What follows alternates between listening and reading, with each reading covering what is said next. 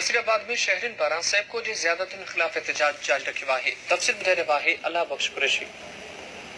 जी नाज़रीन, जो सुजाग शहरी ताब नसीराबाद पारां चौथे ॾींहं ते बि सेबको इंतज़ामिया जी ज़्यादतियुनि ख़िलाफ़ एहतजाज जारी आहे। अॼु सुजाग शहरी ताब जे कारकुननि जेको एहतजाज कयो आहे, उन में ही पखा आंदा विया आहिनि, बिजली वारा पखा जेके बंदि पियल आहिनि, ऐं इहे पखा रखी सुजाग शहरी ताब जे तरफ़ां एहतजाज जो कहिड़ो तासिर ॾिनो थो वञे, अचो खां मालूम करियूं। ईद अॼु असांखे चौथों ॼाणो आहे सुजाग शहरी ताब खे जे मुसलसिल हिन करप्ट एसडीओ जे ख़िलाफ़ असीं एहतजाज पियो कयो आहे। ऐं जॾहिं खां रमज़ान छे भलारो महीनो बीठो आहे त हिन जी 17 खां 18 कलाक लोड शेडिंग पई थी हले ऐं बिजली न हुजण जे करे माण्हू जेका परेशान आहिनि।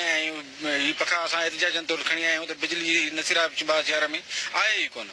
असीं ही पखा इन अलामत तौर रखिया आहिनि त ही पखा कोन था हलनि इन बिजली खां, यानी कि एतिरी ही बिजली बंदि थो करे, हथ वठी ट्रांसफार्मर साड़ाए थो ऐं हथ वठी बिजली बंदि थो करे।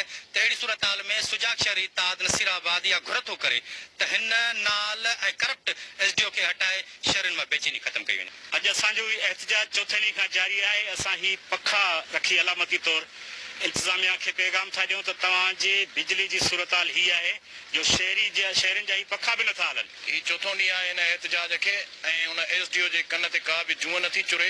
ही अॼु असां जेके पखा रखी कयो आहे त ही ग़रीब माण्हुनि जे घर में जेको रुगो सिर्फ़ु हिकिड़ो पखो आहे, उहो पखो बि कोन थो हले।